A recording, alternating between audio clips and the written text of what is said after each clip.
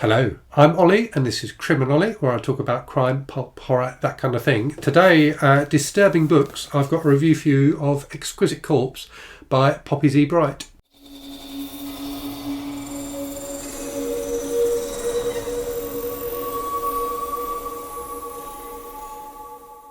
So this is one of the books I've read from my ongoing Disturbing Books project, where I'm reading books that were recommended to me in the comments for the video review I did of the book Notice by Heather Lewis, which I called the most disturbing book I've read in that video.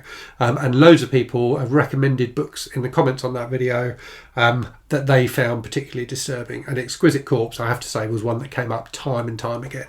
Lots of people mentioned this book. And it was a book I was already aware of, so a number of people I know and whose opinions I respect have read this book and really, really rated it. So it was one I was keen to read myself. And I finished it this morning, and yes, it's definitely interesting and definitely disturbing. So it's about two gay serial killers. One is a man called Andrew, who's British, and who I think was modelled on the British serial killer Dennis Nielsen. So Andrew starts the book in prison, and the opening of the book, or the kind of first chapter of the book, is him managing to escape from prison by faking his own death. So he's been in prison for multiple murders. So he has murdered a number of young men, like over 20 young men, and he's also a necrophiliac. So there's not just murder, but other things have gone on. So yeah, as I say, the book starts with him escaping from prison, and Andrew's sections of the book are written in the first person.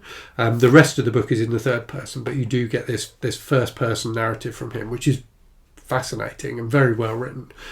So it really digs into his psyche and his motivations. It reminded me a little bit, in fact the book did overall reminded me a little bit of the book Zombie by Joyce Carol Oates, which I talked about on the channel a while ago. So the other character then is a guy called Jay, who lives in New Orleans.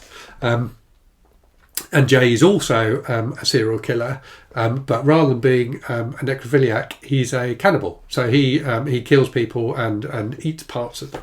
And again, his victims are young men. And whilst Jay and Andrew don't meet until quite a long way through the book, it's completely obvious from the start, so it's not a spoiler at all, that they are going to meet. It's a book that is, I wouldn't say it's predictable, it's more inevitable. It's got that kind of grim sense of inevitability about it, and that they are, these two characters are going to meet up at some point, and that when they do, even more terrible things are going to happen. And as the plot progresses, there are multiple murders, many of them very graphic and very horrific. There are scenes of necrophilia and cannibalism, as you would expect, so it's definitely a book that comes with trigger warnings. There's also a lot of very explicit sex in the book. And the backdrop to all of this, and a thing that gives the book a lot of its power, is the AIDS epidemic. So it was written in the early 90s, when AIDS was, much more of a threat, shall we say, than it is today, much less controlled and things like that.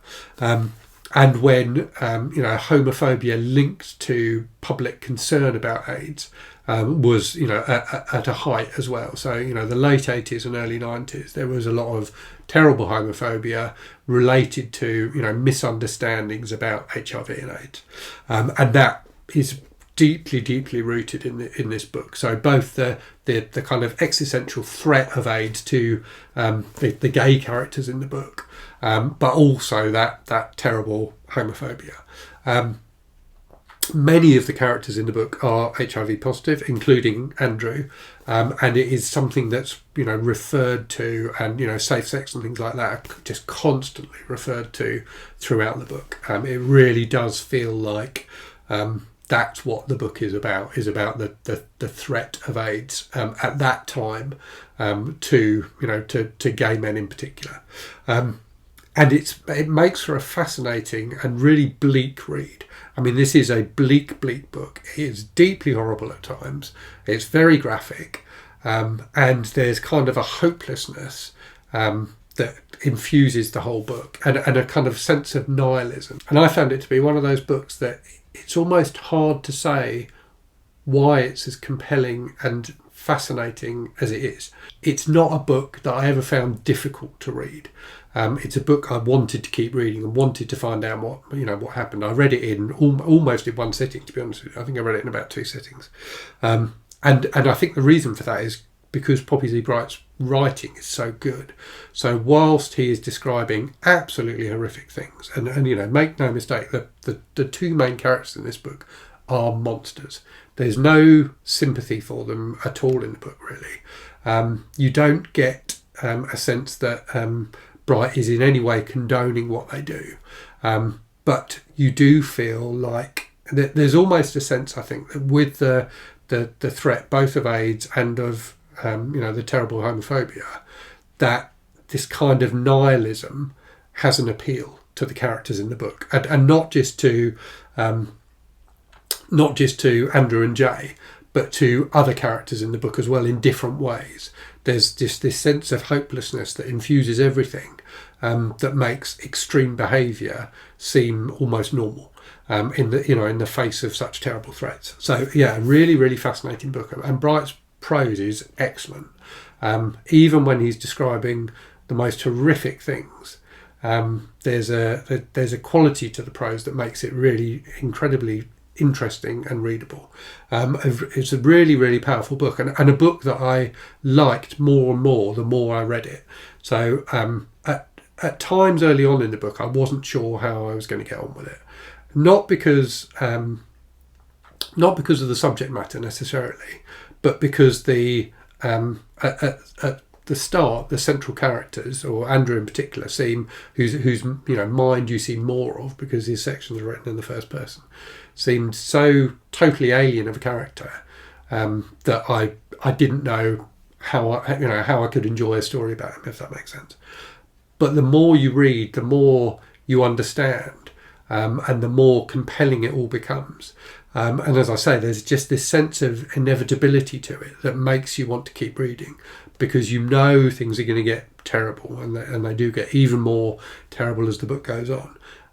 But you need to find out what's going to happen. You need to find out what happens to these characters. So yeah, a really, really interesting book. I can see why people rate it so highly. And yeah, I thought it was fantastic. I would say, despite how horrible it is, I didn't necessarily find it that disturbing until the end. The end is definitely disturbing.